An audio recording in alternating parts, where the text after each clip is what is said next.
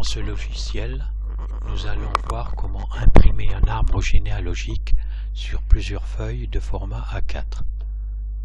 En général, un arbre généalogique ne tient pas sur une feuille 21-29-7.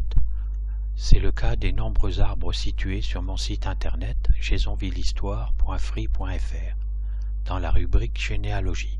Ce tutoriel est décomposé en 4 parties. Premièrement, enregistrer un arbre du site internet jasonvillehistoire sur l'ordinateur, par exemple dans le dossier bureau de Windows. Deuxièmement, découper l'image de cet arbre en feuille A4 avec le logiciel gratuit Posterazor ou sa version en ligne accessible à l'adresse web posterazor.sourceforge.io/online/. Dans ce tutoriel, j'utiliserai le logiciel installé sur mon ordinateur. À l'issue du découpage, Posterazor fournit un fichier de format PDF comprenant les pages à imprimer. Troisièmement, imprimer les pages A4 et les coller bout à bout en les chevauchant grâce à la bande créée à cet effet sur chaque feuille par Posterazor. Les arbres que je réalise comprennent en général 12 voire 13 ou 14 générations au maximum et tiennent sur une hauteur de 29,5 cm. Donc maintenant, je vais lancer le site, ouvrir le site internet jasonvillehistoire. Voici la page d'accueil. Dans le menu principal, je clique sur généalogie pour avoir un arbre à imprimer. Je clique par exemple sur le premier, double-clic. Sa fenêtre s'ouvre avec son nom au-dessus. Je fais un clic droit sur cet arbre et je clique sur enregistrer l'image sous. L'image d'enregistrement s'ouvre, son nom apparaît en bas, le format c'est un format GIF et je vais l'enregistrer dans le bureau et dans un nouveau dossier.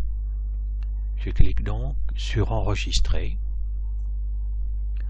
Ensuite, je vais lancer Posterazor. En bas, tout en bas, j'ai l'icône de Posterazor. Je clique dessus.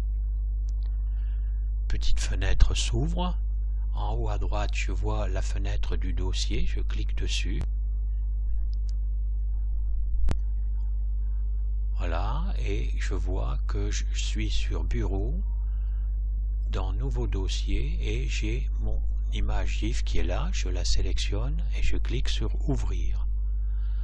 Voilà, l'image à découper avec son nom apparaît en face de l'icône du dossier. Son image en petit apparaît à gauche. Je clique sur Suivant. Dans cette fenêtre, je n'ai rien à faire. Je clique sur Suivant et apparaît donc à gauche une image d'une feuille avec une bande à droite et une bande au-dessus. Ça correspond au recouvrement que j'ai là accessible en haut à droite. Et je vois que la taille de recouvrement est à 1 cm, donc ça correspond à la largeur de la bande rouge, 1 cm à droite et 1 cm au-dessus.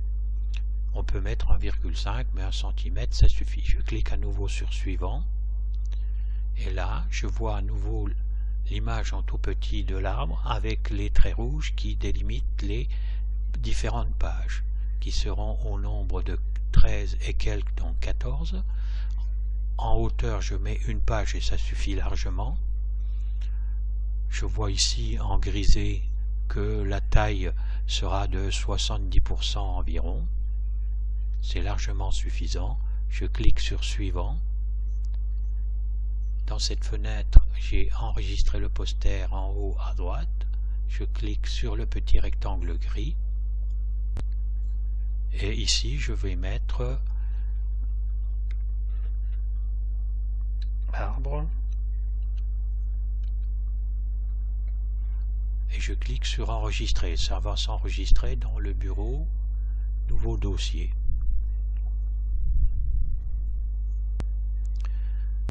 Ce fichier PDF enregistrer s'ouvre avec la première page. En haut, je vois qu'il y a bien 14 pages. Maintenant, il reste à procéder à son impression. Donc je clique sur Fichier, Imprimer.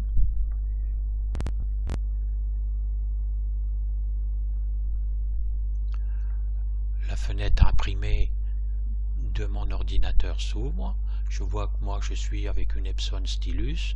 Je ne l'ai pas branché, je n'ai rien à changer là. Je vois bien que j'ai 14 pages à imprimer. J'imprime tout.